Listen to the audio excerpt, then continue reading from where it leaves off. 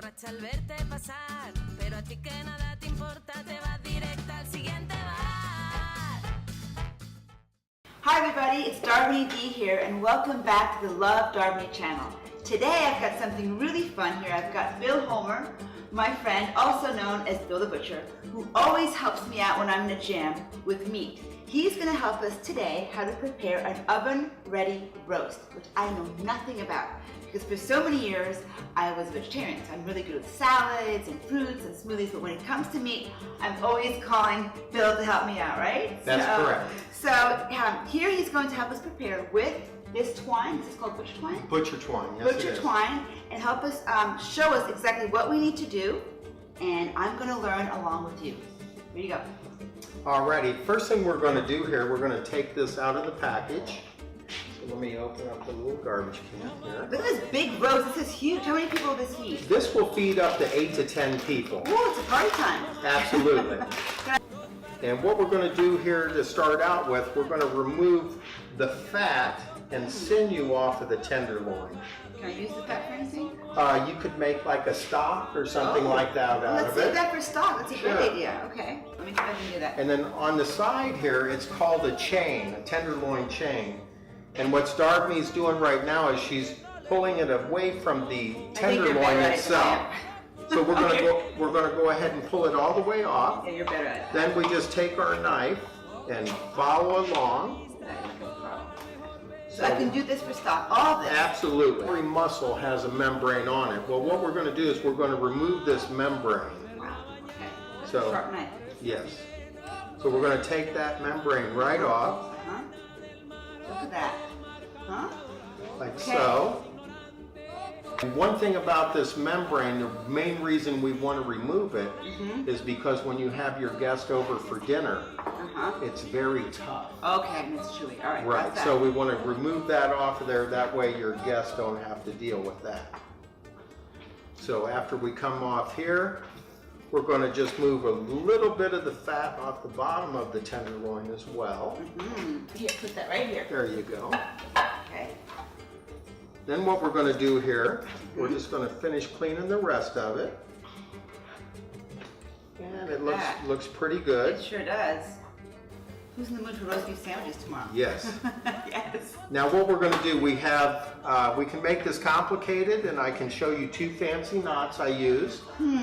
And also, but if you're at home, and it doesn't matter what the knot is, as long as it holds the piece of meat together, the muscles together. So the first knot I'm going to do, we take the piece of string underneath. Is this a simple one? Yeah, no. Keep the simple one for me. Okay, so we take the simple one, we wrap it around, we make a little loop, Okay, you lost me. Okay, we pull it tight, Okay.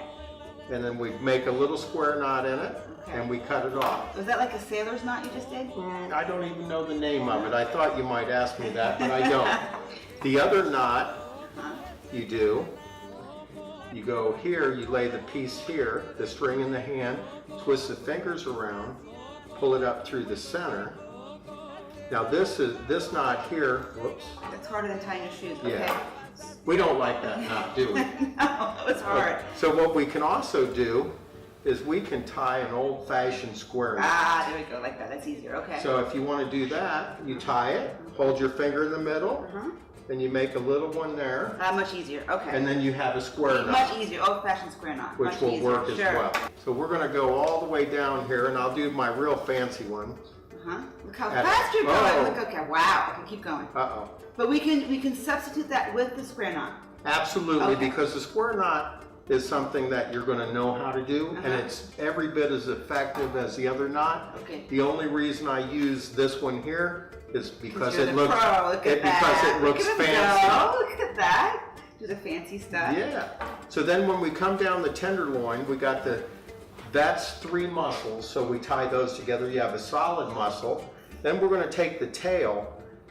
The reason we're tying the tail under it is so it will cook evenly. If it's in a uniform size, it's going to cook evenly together. Okay. So we're going to go ahead and put 2 little strings on the back here to hold this tail in place. Yeah. Look at at you go. Look at that. Bill, what's your favorite cut of meat? My favorite is the porterhouse steak. Ooh. It's a combination steak. It has a filet mignon on one side, a New York strip on the other. So if you're just you and your special someone, the young lady will eat the filet and the gentleman will eat the strip. I love that. Wow. So then, Right? you have a Darviny tenderloin roast. Ha! Darviny tenderloin roast. I love that. Really nice. Okay, that's it? That's it. Now what would you serve this with? My favorite thing to serve, because I'm a kind of a grill cook and I don't really like to spend time in the kitchen, I like to cook fresh asparagus. Yum. Okay. Now, last thing. How do I cook this? For how long? What temperature? Okay. And in what? What I generally like to do is I like to leave this sit out for about an hour. Okay. Then I go ahead and preheat my oven to 500 degrees. 500 degrees. Okay. I let it cook for 8.5 minutes. That's it? That's it. Okay. Then I shut the oven off. Wow. Shut the oven off after 8.5 minutes. Okay. Then I leave the oven door shut Uh-huh. and let it stay in for 22 minutes. You have to put a note on the oven, do not open. Because Okay. if they open it up, it'll ruin the cooking.